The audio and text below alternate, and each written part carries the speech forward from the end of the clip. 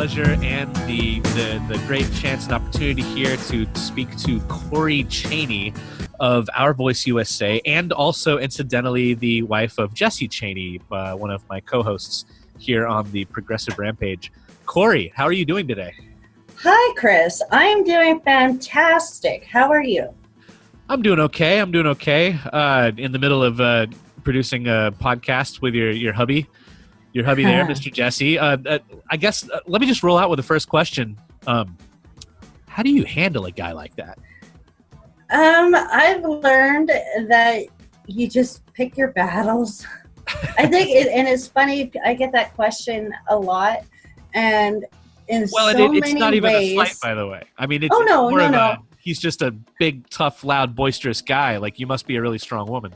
Yeah, and you know what? And that's where I was going with it, in the sense that we are so opposite of each other. Like, he's a big guy, he is blunt, he is boisterous, and I'm the opposite. You know, sometimes I can be shy and timid until I meet, until I get to know people, and then my comfort zone is like thrown right out the window. But it works. You know what I mean? Like, we are each other's best friend. We tell each other everything. We're open. We do everything together. But personality-wise, we are extreme opposites, except for politics. We relate really well in regards to politics. That could be the glue that binds. I like that. I like that. Well, so I happen to know that you volunteer on the board of directors, and I don't even like calling it except the fact that we don't get paid, but you're on the board of directors with me on Our Voice USA, a non-profit 501c3, recently just got that. Yay! That is excited. Non-partisan as well. And could you briefly describe your rough day-to-day as one of the board of directors? I do a lot of things, actually, in regards to being a neutral voice with the board of directors. I do a lot of marketing. I do a lot of the advertising. I try to do my best to spread the word, but I do a lot of supporting in-house to help nurture everybody. I'm a mom of 3, and especially a mom of twins, and I've learned to mediate. Not that there's any infighting. That we actually get along really, really well as a whole.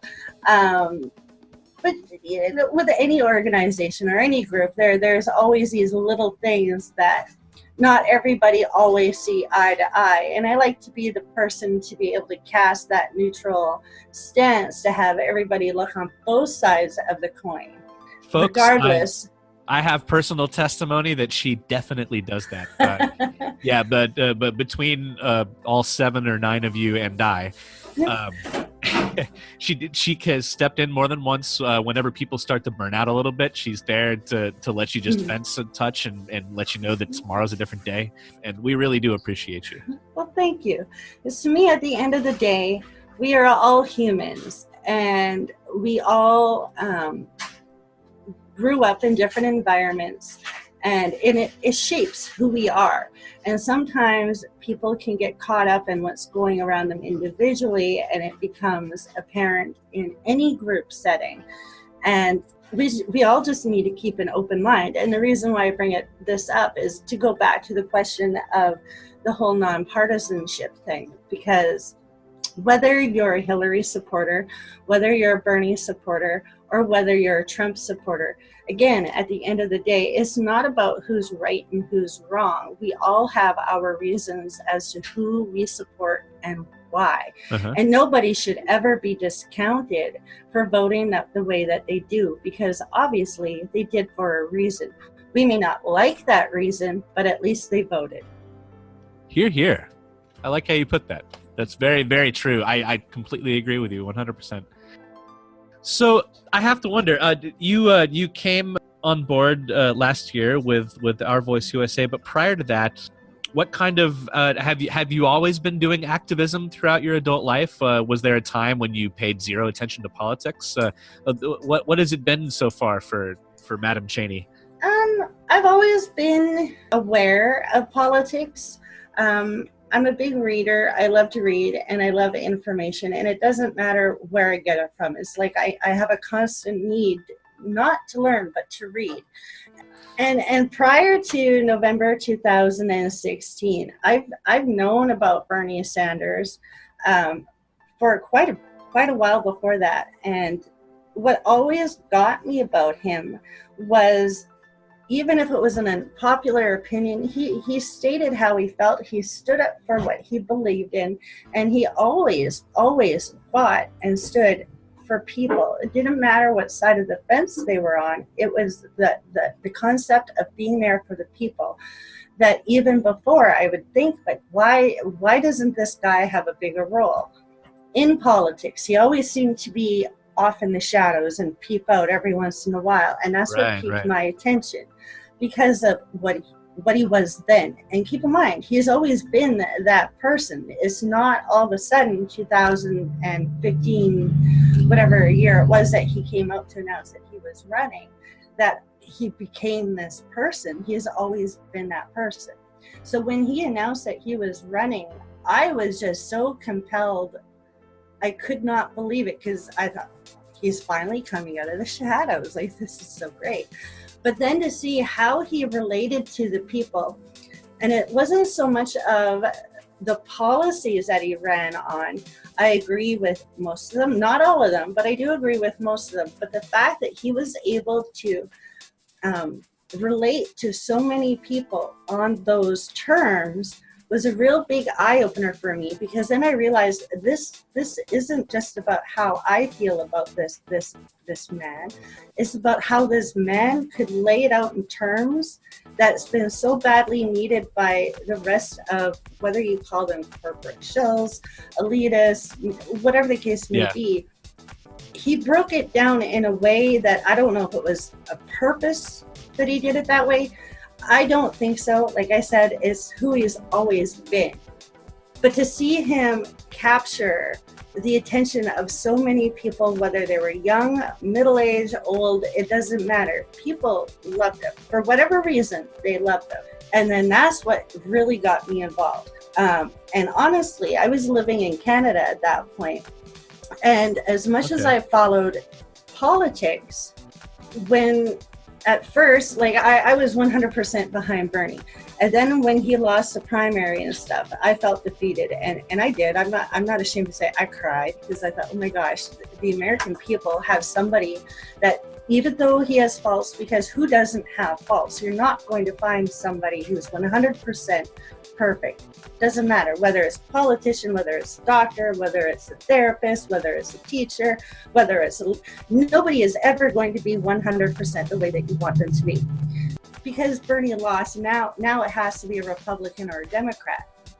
Because being in Canada, that's kind of how the mentality was. Like, we have 3 or 4 different parties. We have, the Conservatives, we have the Liberals, we have the Green Party, and I think there was the NDP, the New Democrat, I can't remember the whole name. But anyways, and it's the same there, where there's the 2 popular parties and then the lesser popular parties.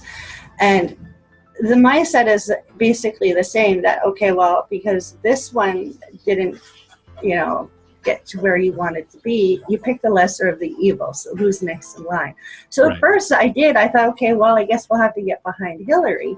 And the reason why I amped up my wanting to get involved, because Jessie is obviously an American. He came and lived with me in Canada for 15 years. So just before I joined Our Voice, we relocated here. So I really got more involved, because my thing was, this is going to be the place that I call home. I need to know more about what's going on and to be involved. So when I am able to vote, I'm ready, I'm prepared, I've done my homework, I can move forward. Yeah.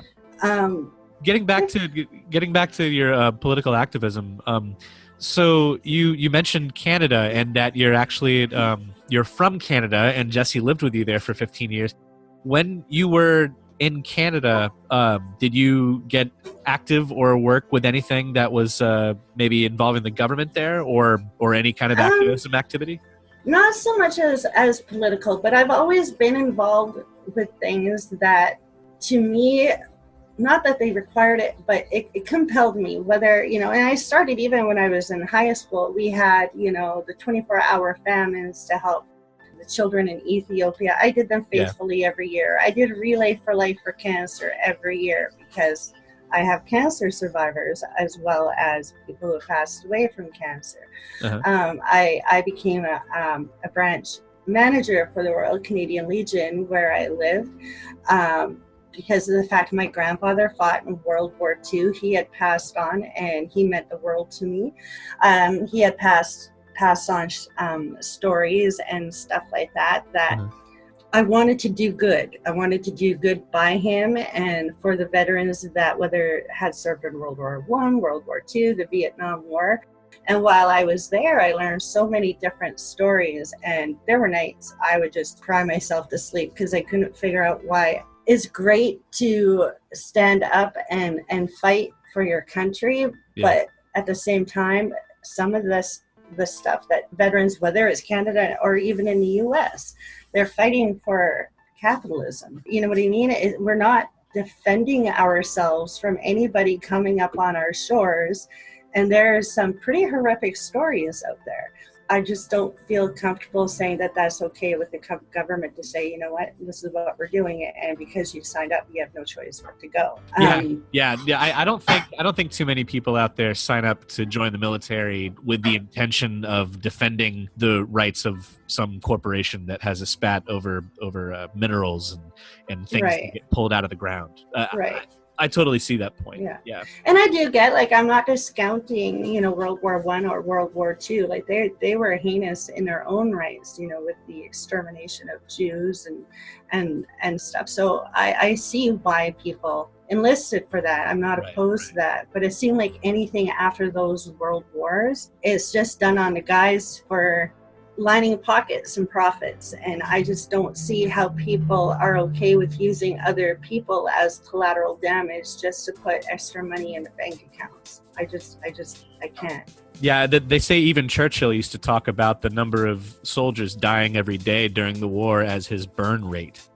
Right. And just to, I understand it's necessary for strategy to think that way when you're doing that kind of global maneuvering, but I don't think I'd ever be able to wrap my brain around that. No. So like I said, I've always been, I think it's honestly just part of my wiring. As far as I can remember, I've always stood for people who needed it, for people who needed help, for people that didn't have a voice, for people who wanted to get involved and just didn't know how. I've always been that person to say, no, it doesn't have to be this way, and try to figure out tools to show them.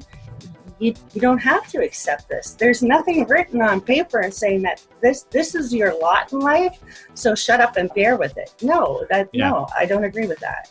Hear. Absolutely. With all that being said, I have a curiosity. You're with Mr. Chaney. You have kids? Yes. I have a set of twins who are 23 years old from a previous marriage. And Jessie and I have one son who is 13. Okay, and your 13-year-old, Xander's his name? Yes. Yeah. Does he go to public school? Yes. Do you know roughly what kind of classes he has to take when he goes to that public school? Right now he is taking, if I do believe, is math, physical education, English, I think it's computers, and he's taking actually a grade 9 agricultural class. But no civics class. No civics class. No. That's what I was driving at there. Yes. Yeah, because I've heard Jessie say time and again that he recognizes that's been taken out of the curriculum, and I was just trying to get a confirmation from you. How do you feel about our?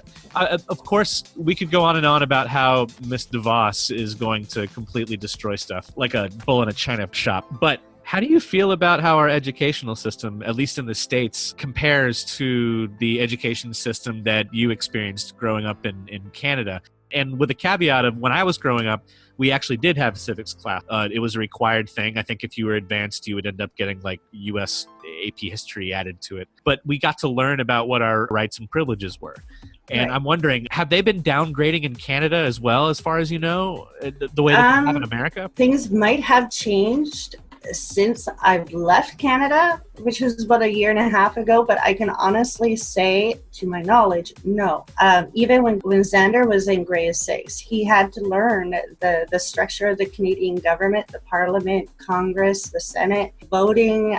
They actually, at that time, I do believe we had a provincial election where some of the candidates even came to the school and talk to the kids about why they were running, how they got involved, so that they were aware of what it entails to run a campaign. So it was very interesting. And even when I was a kid growing up, I did the same thing.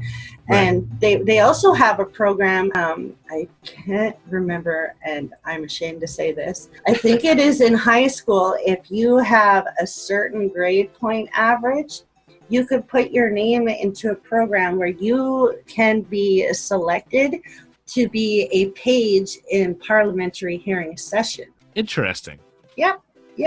In America, I don't recommend any 13-year-olds or younger join the page program for our Congress, considering historical events that have taken place. It's a little bit iffy there. Right. Yeah, but the Congress critters don't know how to keep their hands to themselves. No. And I hate to say it, I've learned a lot in the short time that I'm here. I've been here, that is probably a terrible thing to say, but as an insider looking in, trying to become part of the, not assimilation, but just learning, just the whole learning aspect. Capitalism drives any reason. Any, you know what I mean? Like, whether there's got to be a profit, there has nothing. It seems like nothing good is done with good intentions. There's always a price tag to it. And I'm not saying that that's not prevalent in Canada. It is, but it seems here it's more of a. I know what I'm trying to say. It's just not coming out. Is it like a deeper focus in America, as opposed to it just happens to be there in Canada, but here it's like that's it. That's part of the framework here, is what it seems. It's like it's an opportunity in Canada, but here it's like it's built into our framework. You can't even escape it. Yeah. From your perspective, having lived in Canada, the kind of corruption that we have in our government, is it as rampant, would you say, as in Canada as it has always been here? Or is it just now starting to become more so there with Trudeau and his antics? I would like to say that it hasn't always been that way, but mind you, I also try to take into consideration that social media and technology they're always changing.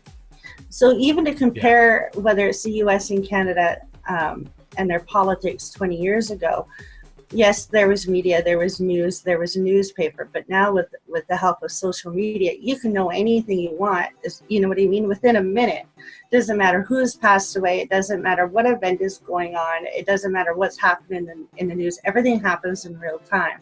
So I try to put that into perspective when it comes to things like that, like the question you had asked, because I'm not going to be naive and say, no, Canada is pure. We've never experienced that until Trudeau.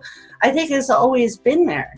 It's just now people are becoming, I honestly think, because of the whole Trump era and the Bernie era and the Hillary era, the whole November 2016 fiasco is what I call it.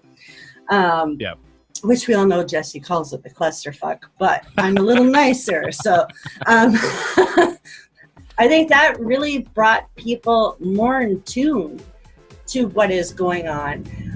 Trudeau was not, everybody sees him as this awesome socialist, progressive. No. He still stands for pipelines. Yeah.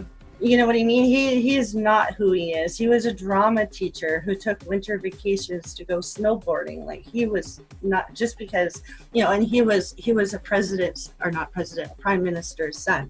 So it was almost like, how now you see people that are just so excited that Michael Avenatti has to run for, president of 2020 because he's standing up for Trump because of Stormy Daniels. And it's almost like that rhetoric, if you applied it to Trudeau, it's not because of his political background. It's because, he was, Pierre Elliott Trudeau's son, because we figure he was such a great prime minister. Well, his son, Justin, has to be just even better. You know what I mean? So it wasn't even about the merit. It wasn't about what he offered. He sounded good. It was a dynasty, though. Exactly. Yeah. And that's exactly what it was. And it was a reason for Canadians, the majority of Canadians, to say we've had enough of Stephen Harper, who ran, I think it was on 4 terms. Don't quote me on it. I'm rusty on that. That's okay. But he had been in there quite a bit of time. And I think people were just tired that, you know what? It's the lesser of two evil kind of thing, right? This is where we're going. And that's how Trudeau got in. And the funny thing is, I'm a Liberal. Under Canada's voting parties, I consider myself a Liberal, and I would never even vote Trudeau. Yeah. But yet he's a Liberal. I don't stand for him. Interesting. You know, it seems that not only in Canada but in other especially European countries, it's like a rise of maybe not a rise of, but like neoliberal economics beating its chest, taking over these political positions. And I don't understand whether it's, you know, in Europe or whether it's in the United States or Canada. I don't understand why now these politicians feel so brazen to be so... They're like, I love money. I love capitalism. Exactly. We're never going to instill any kind of socialistic ideals. And why should we put restraint on things? And exactly. Are you kidding me? Right? And it's almost like a taboo if anybody calls them out. Like, what are you talking about? For example, Mr. McCain. Yeah. You know what I mean? Like, don't be afraid to call them out. And actually, I don't know if you noticed even yesterday with Alexandria Ocasio-Cortez. Yes. I don't know if you've seen the tweet that she put out in regards to Mr. McCain's passing. And somebody basically had pointed out that that's not the time nor the place, and nobody should be, you know, dragging her for what she had tweeted. Right. My thoughts are, this is where we're at because people are afraid to stand up to say, no, that is incorrect. You know what I mean? Yeah. Enough of that, enough coddling, enough passes. No, if they truly are for the people, they need to not fall in line. That's not absolutely not what I'm trying to say. Well, no, but furthermore, and I saw that tweet, and I also saw all the other people quoting it. They're making very valid points about this man and the fact that she had some pretty terrible word choice in the beginning of it. Yes. And this isn't so much about there's a time and a place for this and you shouldn't jump on her for that and we should respect blah, blah, blah. These are the moments that get remembered when people pass. Whenever someone dies, this is the time right now where if you say something that is painting the wrong fucking picture, let's say fictionally, let's say Darth Vader dies, right? Yeah. Well, Darth Vader does eventually die. And then his obituary is written. And in his obituary, it says he grew in a gigantic and successful empire that was doing great things for planets all across the universe and was bringing law and order back to the people so that they don't have to succumb to the pirates and the rebellion. Like, I could put it that way, and it sounds like he did a bunch of awesome stuff. Yes. But what he really did was he was crushing people's... This guy, John McCain, committed...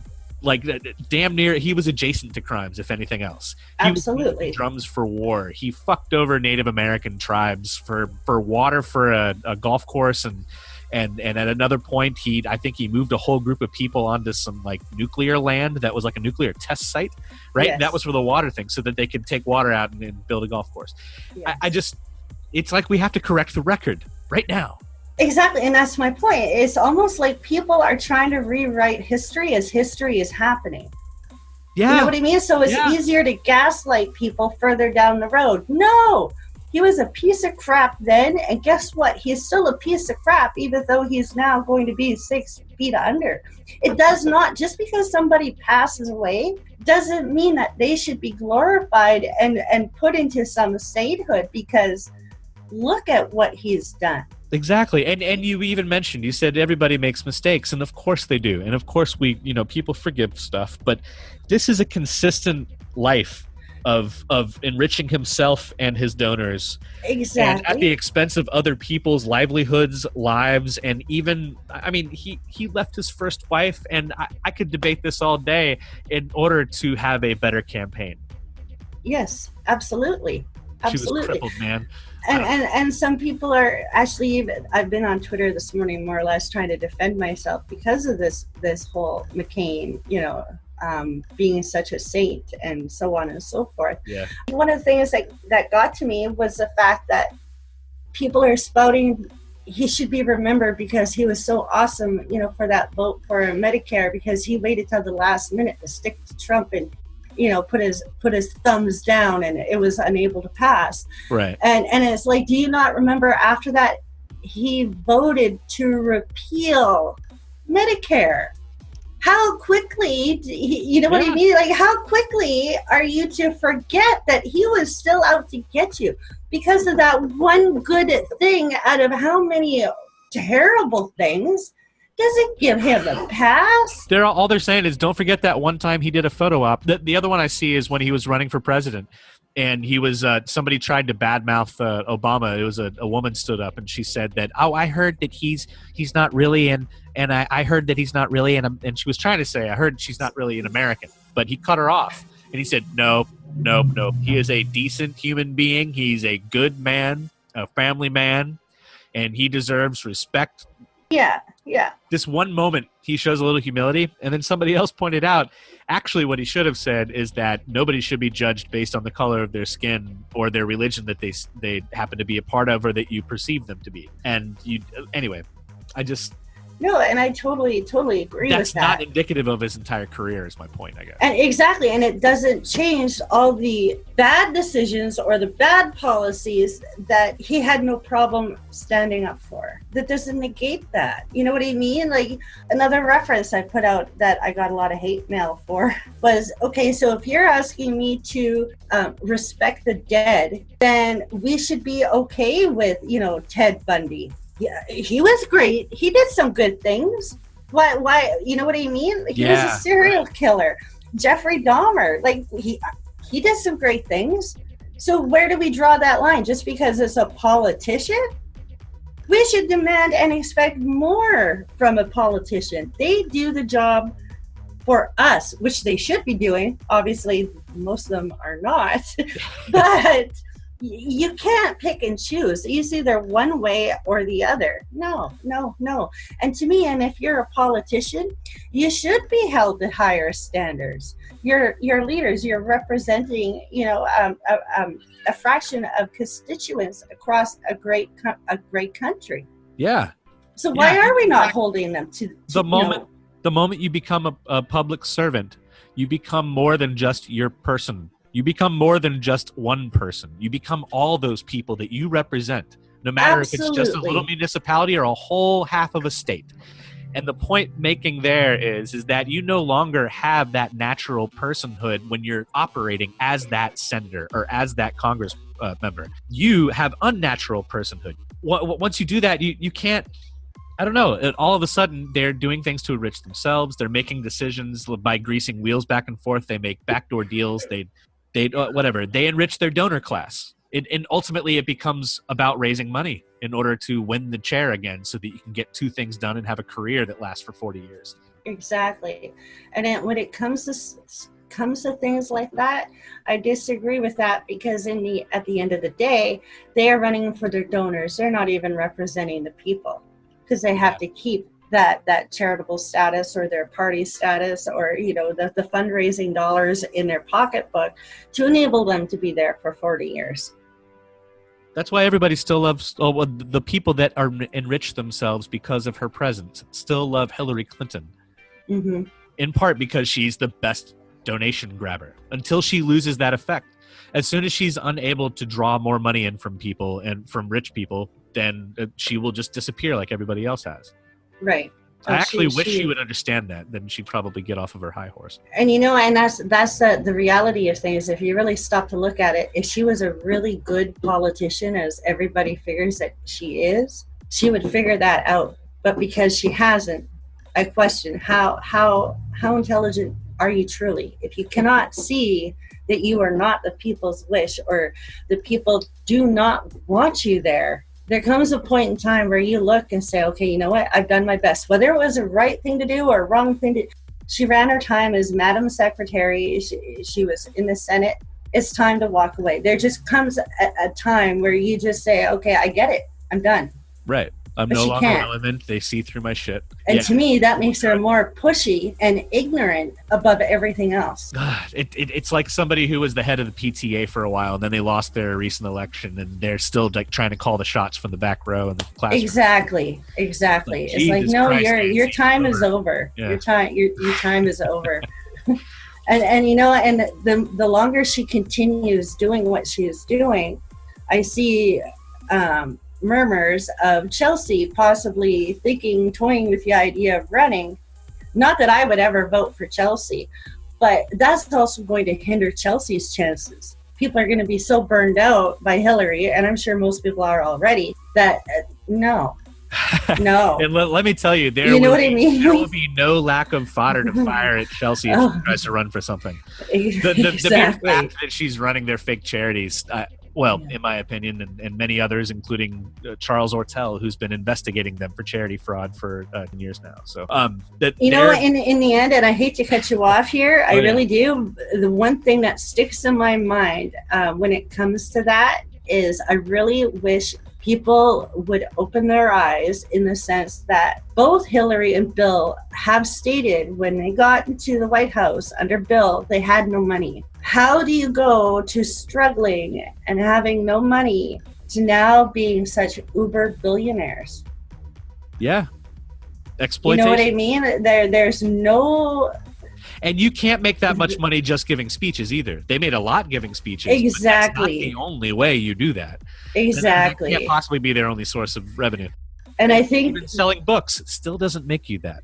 Exactly. And I think this is going back to one of the points that I had made, was we need to not be afraid to hold politicians to standards, but also don't be afraid to ask them these questions. Don't be afraid to ask questions. You don't need to take things at face value just because it's said. This is how MSM has gotten to be where they're at because Anderson Cooper says so, it's got to be true. Or Sean Hannity said this has to be true. Do your homework. Yeah, and they keep the people that are telling them what to say, they're like, well, they believed that. Let's see if they believe this one. Oh, shit, they believed that too? All right. Exactly. So now we're all in this situation thinking, well, how the bleepity bleep did we get here? It's a combination of things. We run a false story, and then everyone demands a retraction, so we produce a retraction and say, sorry about that. Then we run another false story, and everyone says it's false, and we pull it, but we don't print a retraction. Then we run a false story, everyone says it's false, and we change the title a little bit and never do anything about the content and still leave the false story up there. And all of a sudden, you just have what our shitty fucking president is calling fake news. That doesn't mean everything coming out of there is bullshit, but it certainly means that the things that have opinions attached to them are completely biased and 100% not trustable. Absolutely. Yeah. So anyway, with all of that being said, I think it might be time for the lightning round. Uh-oh. Listeners at home, as you know, if you've listened to any of the other recent interviews that I've given since the Corey Henderson interview, we have produced something called a lightning round. Lightning round consists of 10 questions. They're going to be yes or no, true or false, possibly short essay, but I won't make it too hard. And this time around, I will divulge to the audience, I did not write any of them down. I'm having to make all of them up off the cuff. So are you ready for the lightning round? All right, let's go. Okay. Lightning round. Lightning round. Lightning. What is your favorite color? Red. How much wood could a woodchuck chuck if a woodchuck could not chuck wood? None. I'm not good at tongue twisters. I can't even get the seashells. She shelled one right. If you had the choice to vote for a Green Party candidate, whomever it might be, Donald Trump or Joe Biden, who would it be in the 2020 election? Oh, Green Party. Green Party. Do you believe that the Green Party is ever going to be able to get a chance on the debate stage with the Democrats and the Republicans in a fair and just election? Unfortunately, at this point, I do not think they can. Okay. If Facebook were to decide to incorporate itself as a different entity and became a co-op where all of the users got to share revenue from whatever advertising revenue came into Facebook, would you continue to use Facebook and join into this profit sharing system?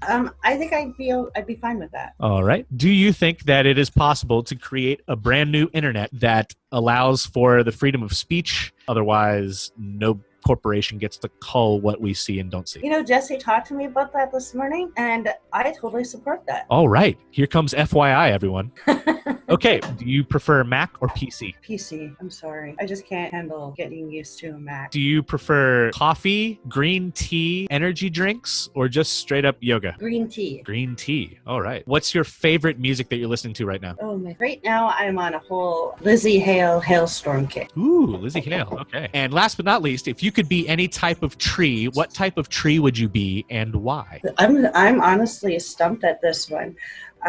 Is there not a tree out in Africa? Is it the Joshua tree I'm thinking of? Yes. I don't know. That it can pretty much sustain itself even without water for a long time? Yes. Then that is the tree that I choose. And that is a good reason why. Thank you very much for participating in the lightning round, Cori Chaney. Thank you. Well, with that, we're going to have to go ahead and take this interview to a close. Cori, it has been a pleasure getting to introduce you to the rest of the world, all 12 or 14 of them. Maybe we'll rise to 16 in a couple of weeks. Who knows?